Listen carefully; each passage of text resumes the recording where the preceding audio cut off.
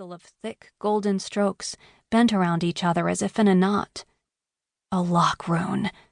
The most complicated rune on this island.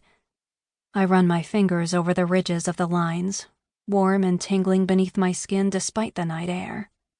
The truth is, I'm not even supposed to know script work. At least no more than what's needed to climb automatons and make rubbings of the runes.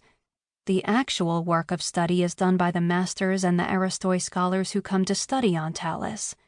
We orphans are only here for grunt labor. The script masters barely believe we can think for ourselves, never mind do something like this. Lock runes are tricky. You have to understand which strokes engraved into the seal are part of the base rune and which have been added by that particular script master. Then you have to replicate it perfectly in a ledger, all in the right order. Runes have rules, some of which haven't even been discovered yet, and we were certainly never allowed to study them. But just because a crotchety old master wasn't going to teach me didn't mean I wasn't going to learn. The light's just enough to let me see the ledger as I flip it open to the last page, the golden glow spilling over the rough stretch of parchment. I pull out the stub of charcoal from my belt pocket. Once I draw a line, there's no changing my mind. I'll have to sneak the ledger back eventually, and lines will only mean evidence, since trying to tear a page out will just be more obvious. If this doesn't work, I'll have taken all this risk for nothing. Only then I think of Matthias. It's been 7 years since they shipped my older brother away, all because he tried to defend me against them, because they decided he would be too troublesome to keep. Behind these doors is the only record on the whole of this island that can tell me where he was sent.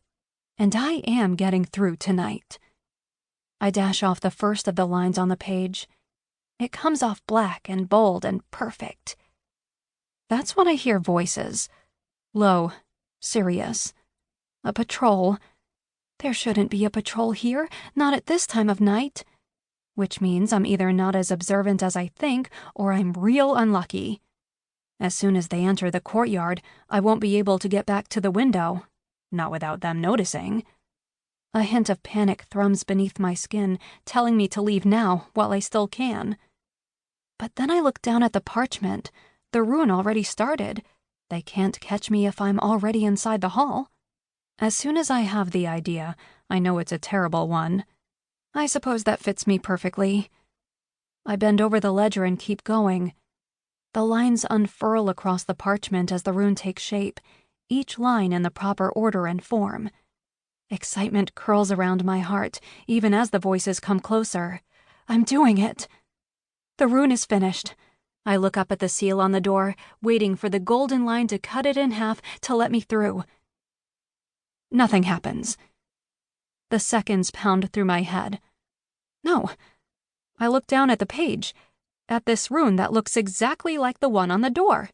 I'm sure I did it right. Why isn't it working? One of the soldiers speaks again, their voice close. Too close. I'm out of time.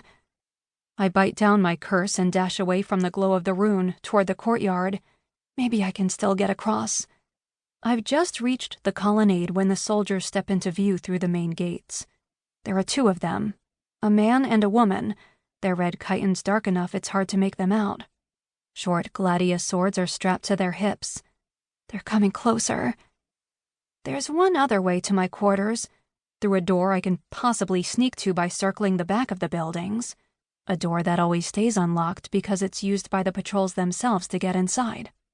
I jam the ledger into a fold in my Hamadian and run, sticking close to the wall that surrounds the Scriptorium complex. I can see the door I need ahead, nestled at the back of the acolytes' quarters. I'm reaching out when it swings open toward me. I stumble back, off balance, and a hand from behind me clamps around my upper arm. I jam my elbow back at whoever has me, but they're quick. An arm scoops me around the waist and jerks me behind the closest pillar, right as another 2 soldiers step out the door. I snap my head up at whoever has me and catch a glimpse of a trainee's red sash, of tousled dark hair and deep green eyes, currently narrowed to order me to shut up. Dane. I go still, both of us hidden in the narrow space between the pillar and the building. It throws me back to years ago, when I wasn't the only one sneaking out at night.